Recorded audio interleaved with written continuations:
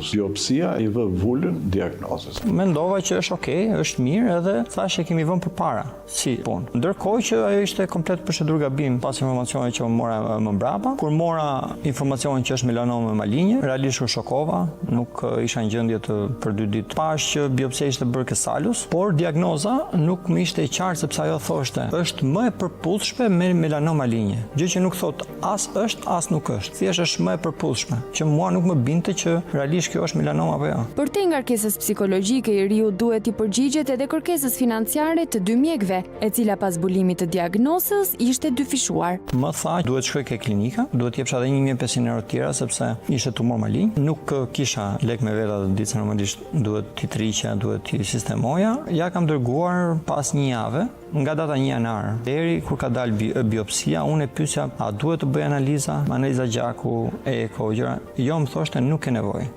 Sepse unë të shoh si je, unë të prek, edhe ti je në rregull, nuk ke pse bën. Kjo qasja as pak profesionale e mjekut dhe metodat e tij të panjohura në asnjë protokoll mjekësor e kanë bindur të riun që më në fund të shkonte në një klinik tjetër. Doktoresha që pa atje u le me ris dhe tha nuk mund të t'jap një raport të grafis, ti ke një pull të zezë në krah të majt edhe nuk e di çfarë është. Ja shpjegova se çfarë ka ndodhur, pati një reagim shumë të fortë. Sigurisht ajo hallin më të madh edhe më bëri më shkundi në fakt, edhe ja di për faleminderit, sepse ishte jashtë çdo protokolli. Pas asaj periudhe të çuar dëm nga 2 mjekët, pacienti nuk humbet më asnjë minutë, por kërkon të rikuperojë kohën e humbur. Për më tepër sepse gjendja e tij shëndetësore po përkeqësohej. Preva biletën, shkova në Itali, u operova në Itali, që e hoqa gjithë nishanin. Doktori tha që biopsinë që ke bërë në Shqipëri ta marrë dhe ta sillesh tek ne.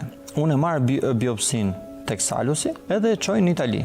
Dhe laboratori në Itali nxori që doli vetëm si nekroz, që është djegje, edhe nuk doli asgjë tjetër, se normalisht ishte ndjek gjithë qelizat me ilaçin që ky kishte dhënë. Edhe biopsia që unë kisha marrë nga Salusi doli që është melanom malinje e gradës 4. Domethënë konfirmohet 100% në stad shumë i rrezikshëm, stad maksimal i tumorit që ti mund të kesh. 2 biopsi, i njëjti material i lëkurës dhe 2 rezultate krejt të ndryshme. Aty pata një shok tjetër, doktori në Itali kërkonte urgjentisht skaner të gjithë trupit, më kërkonte urgjentisht analiza gjaku, më kërkonte urgjentisht eko, dhe gjëja më urgjente ishte të bëja një operacion. Tani jam akoma, domethënë që kam krahun empir, kam shpatullën empir, pasi janë prekur shumë nerva, domethënë vazhdoj vuaja pasojat e operacionit. I gjithë ky kalvar me ngarkesa psikologjike, por edhe me vuajtje fizike e kishte një kosto as pak modeste për xhepin e pacientit, i cili pak kohë më vonë do të rikthehej në klinikën Stroka për të tërhequr pagesën e dytë prej 1500 eurosh, e cila ishte dhënë për trajtimin e melanomës. Shërbim që nuk e kishte marrë, pasi kishte ndërprer raportet me 2 mjekët, duke i besuar një klinike në Itali. Kur unë u ktheva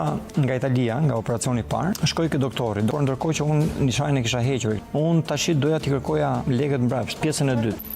Të them drejtën, u operova në Itali. E bërë operim? Po, e bëra operim. Bërë me qendra? Jo, vetëm atë pjesë.